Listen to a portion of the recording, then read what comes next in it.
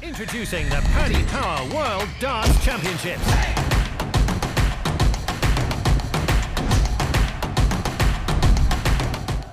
Luke, many congratulations. A very strong win there. Just talk us through it. Yeah, it was a strong win. You know, the start of the game was a good precedent for what happened. You know, I kind of carried it on a little bit. You know, obviously the first set was amazing. I think Kev sort of carried on from his game against Nathan, and you know, if he carries on like that, he's going to win. You know, he was unbelievable. But I felt like when I went off to the first break, I took good confidence from him. So I said, okay, well, you've played well there. You know, if he carries that on, you're just going to shake his hand and say fair play. So yeah, I felt like I started off really well, and you know, I followed it up in the end with a decent performance. I felt like there was a couple of moments where I dropped off a little bit, you know, silly scores and stuff. But you can't be too critical, because when you're playing such a long format, you're going to have these moments where they're up and they're down. So yeah, overall, I was happy with the performance. When you were 3-1 up, was the Gabriel Clemens game in the back of your mind? Like, did you want to just get the game done with and just make sure that you got the win down? Because obviously Gabriel threatened such a comeback in that last game. Was that in the back of your mind in this one? Yeah, I mean, no, it's not in the back of your mind, but it makes you, you know, them sort of scenarios give you good experience to make you think, okay, well, now I'm 3-1 up. You know, come into this fifth set and really just blow him away and just send the game as quick as you can. And I don't think I blew him away in that fifth set, but I did well, and I kind of felt like he dropped off a little bit, helped me relax. He given them opportunities, and obviously the 118, when that goes in, I'm thinking, yeah, you're in prime position now. You're going to have, you know, 2 throws to win this set. You know, 2 throws holds a throw. And then obviously, you know, finished the game pretty decent in the end. So overall, I'd say that it was a decent game. But I think Kev sort of let me play my natural game in the end. He didn't put me under pressure in the last 3 sets. You're averaging over a ton across this tournament. Is your game at the level you want it to be to reclaim this trophy? Yeah, I mean, it's at a level that's decent. I don't think it's at a level that will win me the tournament. I think that it has to be upped. And I think if you look at the draw now, you know, Gian next game, I mean, I can't really say who's going to win that one, Gary and Justin. To be honest, I think if it's Gary, then you've got a real tough one. Justin is enjoying his own moment, isn't it? So yeah, I think you've got 2 really tough games to perform at the highest level. And then, you know, you're looking at possibly a Luke or a Ryan Searle or Johnny Clayton. I'm going to have to be at the best of my abilities to want to win this tournament now. So I think a lot's different from the time I won it before. Kind of could coast through a few games here and there, quarters and semis I did in 2024. This time I don't get that. So I'm going to have to perform at the best of my abilities now if I want to go on and win it again. And just on that next game, Shan Van Veen in the quarterfinals, a monstrous clash there.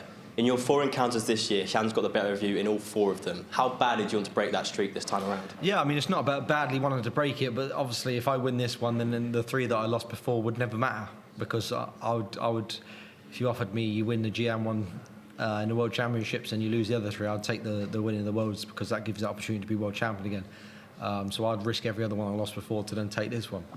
So yeah, of course, you know, it's if I win this one, then all the ones before would not matter. But if I lose again, then he's going to have a number on me, any. So it's important that I put that to bed and try and you know, stop that progress of him keep beating me. But he's a tough player to beat, you know what I mean? So the 3 games that we played before, they've been really, really tight games. And this is a long format, something that I'm experienced in as well. Doesn't mean I'm going to beat him, but it's going to play into my favour a little bit. And yeah, I know I've got a tough game to win there. Well done. Thank you. Luke, well done. That must feel really good. I mean, you look really super pumped at the end there, actually, celebrating with the crowd.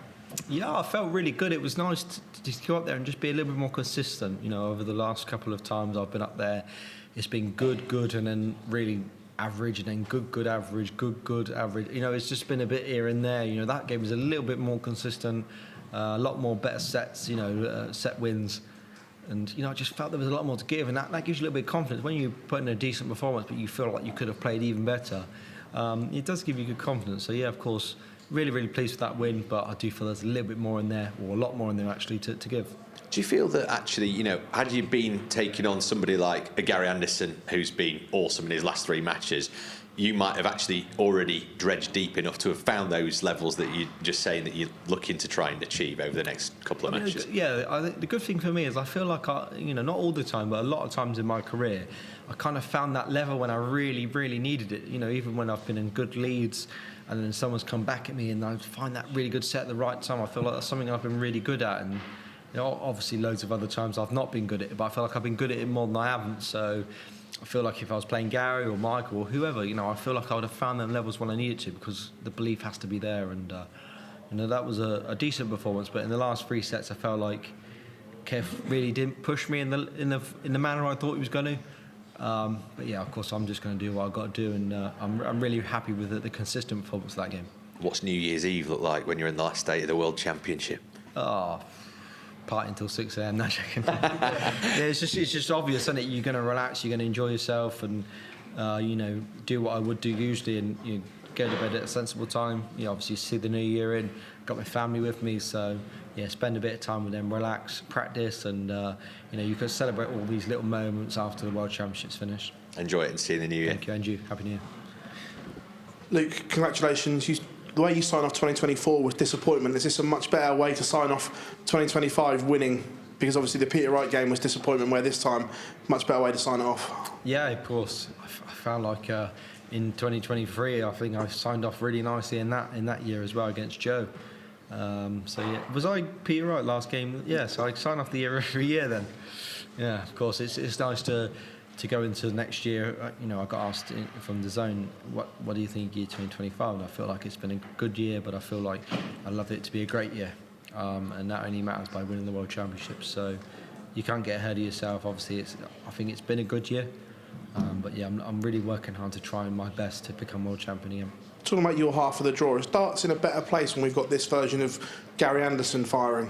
100%. Yeah, it's amazing. I think Gary is like, it's like everybody's idol in a way, and you look up to someone like him, and Adrian Lewis, the fluentness, the just the easiness they make it, and I'd love to play Gary in the semis, because not because I want to beat him, just because it's a legend. You know what I mean? So darts is in a good place, to be fair. There's a lot of good players playing now. Josh, Gian, Gary's playing good.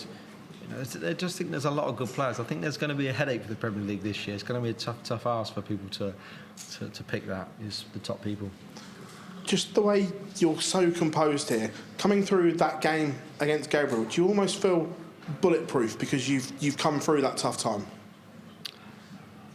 Not really. I don't feel like I'm bulletproof. I think I'm just thinking of Stephen here. I just want to sing it. No, I don't feel bulletproof. I just feel like I've not got away with one, but I managed to find that right shot at the right time against Gabriel, and if it goes through, it could have been I could have been at home. So yeah, I think that the only thing it's given me is that little bit of confidence, that little bit of belief to feel like when that important moment comes again, I might be up to the task. So yeah, I think that's what I'll take from that game against Gabriel. Throw me. Luke, congratulations on today. Going into your 5th quarter-final here at Ali Pali on New Year's Day, that's some record. Yeah, I think it's nine times I've been in the world. Yeah, so 5 out of 9 is pretty decent, to be fair. And I've not got the best of records winning quarterfinals. I've won 3 out of 4. Won 1 out of 4. Sorry. So yeah, that's right. 1 out of 4. Yeah. So I'm hoping to make it 2 out of 5. And but of course, making quarterfinals is great. It's a good achievement. But players like me, the minimum is a final. Minimum is winning it once you've won it once before. So I'm happy I've made that New Year's. That was my goal as a minimum. I've done that now, and now of course I want to go on and achieve more.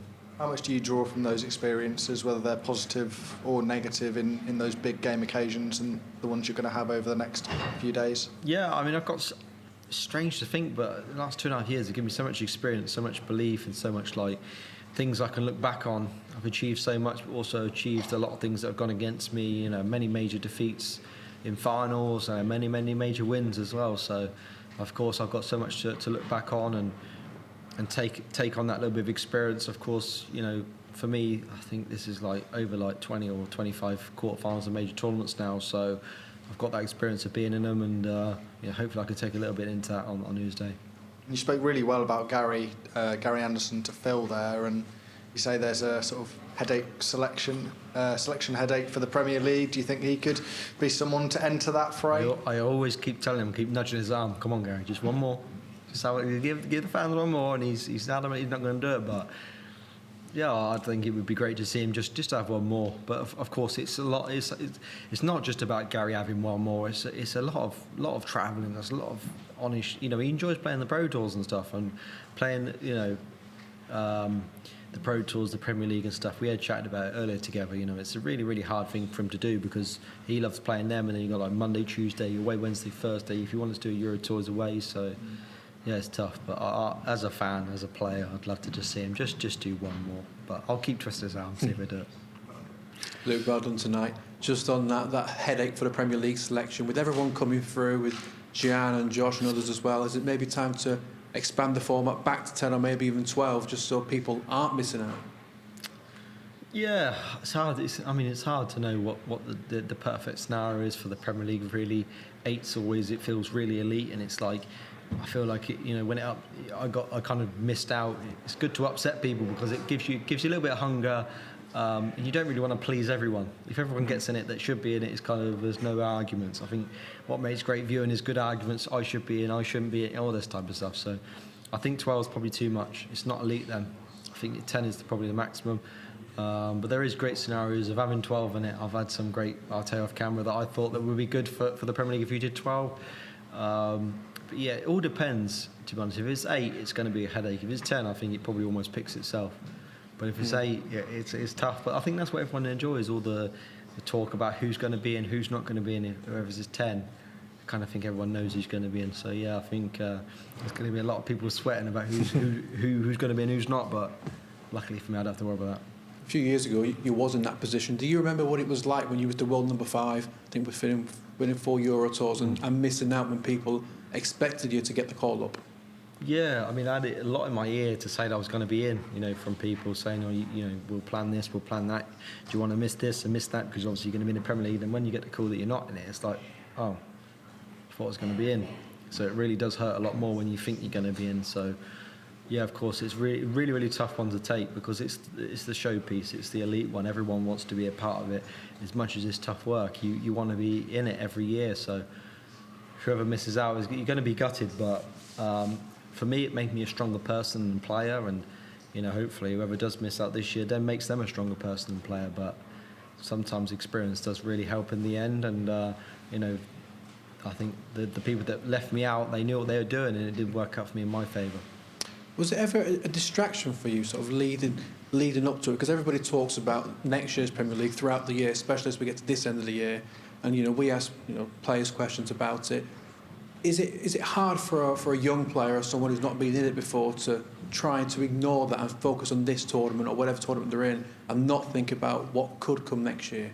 Yeah, I think so. Yeah, I think if you're a young player and you're thinking that you're almost a part of the Premier League if you just win this game and have that sort of thought going through your head, it can affect you a lot, to be honest. Yeah, it really can. I feel, you know, for all the players that feel that they're almost in, you know, you win that one game, and I think in 2023, I think it was when I was in it, if I had won that game against whoever it was, I think Stephen, I probably would have been myself, and I didn't, and, you know, Chris won the Masters and knocked me out with that win, I think. So yeah, it can play in your mind. It did me, but winning this, I think for me, the elite mentality would not be thinking about Premier League. We're thinking about winning the World Championships, and if you win the Worlds or even make it to the final, you kind of know you're going to be in it anyway. So yeah, it can be tough for people. Just, you know, that's on the top of your mind because it's a lot of money, a lot of exposure. You know, I think a lot of players that are almost in the Premier League this year have lost early, so it's going to be a tough one for everyone to kind of suggest and put forward who's going to be in. Thank you, Luke. Well played today. Thank you, mate. Congratulations, Luke. We saw earlier Michael van Gerwen against Gary Anderson, must-see, blockbuster game. Do you think you versus Jan van Veen could be in that category in years to come? Yeah, definitely, of course. I think, you know, to create a great rivalry, it takes tens of years. You know, I think they've been at it for like 10 years now. I think when you've played someone a couple of times, it's not really a rivalry. I mean, me and Luke have played each other about 25 times now, so it's kind of at that level of Michael and Gary and stuff like that. But me and Gianni's not really been at that top end of tournaments a lot, but of course he's only just been a part of the PDC and he's still young, so he's still you know, finding his feet in the PDC, even though he's like 5th, 4th, 3rd, I don't know what he is now. So yeah, it will be in years to come. I think you're gonna have a lot of like games, you know, me and Luke, and you have Luke and Gian, and me and Gian, and probably me and Josh and Luke, and Gian and Josh. I think that's what you're going to get in the future. So yeah, this will probably be one of them. And it has been the last 3 times we've been on the stage in major tournaments. It's been close games, been good games. So yeah, I think we've written that stall out already. And the extension in format now, does that allow you more breathing space and more time to get into your flow and your rhythm in those types of games? Yeah, I'll let you know in 5 years. I think it can kind of help people and not. I think there's been so much more earlier exits this year than I've seen in the 9 World Championships I've been a part of. So many big names gone out so early. So yeah, I don't know, to be honest. I feel like them people that are not as experienced, they kind of relax a little bit more and they seem to put in good performances, and not like Justin Hood, obviously. I don't know if everyone knows, me and him are really good close friends. I love him to bits, and told everyone about the Chinese that we're going to open. So, yeah, you know, he's one of them players that like doesn't really give a damn. You know what I mean? He's there like, I'll just do it. Ryan So again, don't really care, and they're in the quarterfinals. So yeah, I think that's what it does. It gives you that little bit of ability when you're a standard where you're not playing in everything all the time, to just go into these tournaments and think, wow, if it goes, it goes. And them two players are the epitome of what we've shown in this World Championships. And it's a real family affair, isn't it, these World Championships for you, with all your family and friends here. How much of a team effort does this World Championship feel for you? Well, yeah, it is. It's a massive team effort because, you know, when your family's not here, it's a lonely, lonely place. And obviously schools are out, so I get my stepdaughter here, which is amazing. Obviously we have some great fun doing quizzes and stuff. You know, we have a great time. And my son's here and playing cars, and yeah, my fiance. Just having all these people with you, my mum and dad, they come up every game, and obviously I had Matt Lewis today. You know, I've seen for a long time. Just these people that give you that little bit of a boost. They really do help you. You know, go on there and want to really play well for them. Well done, Nick. Thank you. When Justin won earlier, were you thinking, oh no, I'm going to get roped into this Chinese restaurant? I think I have. I already told him. We spoke about it a good few months ago, so we got on really well. And he said, I can't remember what he said. He said something, if I do this, we're going to open a Chinese. I said, yeah, we'll. And I think I'm screwed. I think I go. So he just wants to open one for free Chinese, to be fair. But I'm like, Justin, we went to make money from it, mate. And he's like, oh no, don't worry about that. I'll just, yeah. So you know, Justin, he's a top lad, to be fair. He's, I get it, the Chinese, but we have to understand he's in a tournament now, and he's a contender. He's a competitor. He's someone that I've got to watch out for, because as much as we're great friends and get on really well, he's playing arguably the second best darts of anybody in this tournament. So yeah, if he beats me in the semi-finals, there ain't no Chinese then. Have you come up with any names for it yet? I have no idea. We haven't got that far yet, to be honest. I don't know. He started this off. He was like just chatting to me once. He was like, because obviously we get on really well, like I said, and he's like, do this, and I'm like, go on, then we'll do it. So we haven't got that far yet, but he's had enough money now to be a part of it. So I think I'm screwed. I'm going to have to do it now. It's a bugger. Well done, Luke. Thank you. Which is your favorite Chinese food?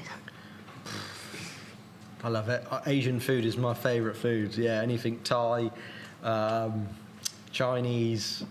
I like Indian food as well. But yeah, Chinese food, like, I see Justin's, everything he said is pretty much what I order as well.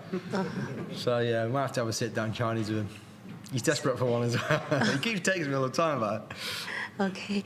You have made almost every major final this year, including this championship, such strong performance. Where does that consistency come from? Dedication and practice, I think. Yeah, I think you work hard and you dedicate your whole life. You know, I practice hard. You know, I do things off the board. You know, like keeping my health in good tact. You know, and you know, working out here and there when I can, and eating healthy in the right moments where you're in big tournaments. Just these little sacrifices that are not really like hard work, but I stick to them. And yeah, I think that's what really does help me in the big majors. You know, I feel really fresh. I feel rejuvenated. You know, it's been a long couple of weeks, but I feel really fresh. I don't feel tired. I don't feel like, you know, I need to sleep for 2 days and stuff like that. So I feel like these are the things that help me through these big major tournaments.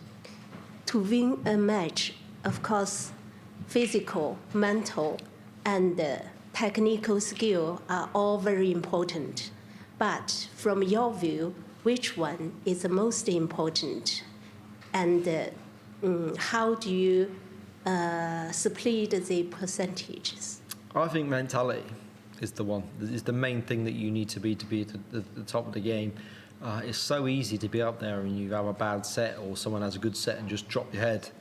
and just think the world's against you. It's important that you don't. You know, I've had experience where, of course, that's happened to me, where I've dropped my head, been negative, and you know, I've won games but also lost games. I feel like the most important thing about being a top dart player is have that really positive mindset, and you know, the top players seem to have it, and there's a reason they have it, because of the experiences they go through.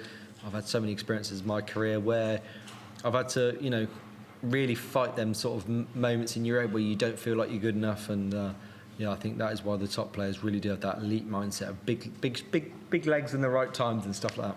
How many percent? 50 more percent? More than 50, yeah. 70, 80, 90% is definitely mental, yeah. Oh, Definitely is, really? because if you feel mentally good, usually the darts go good as well. Thank you. Thank you. Introducing the Paddy Power World Darts Championship.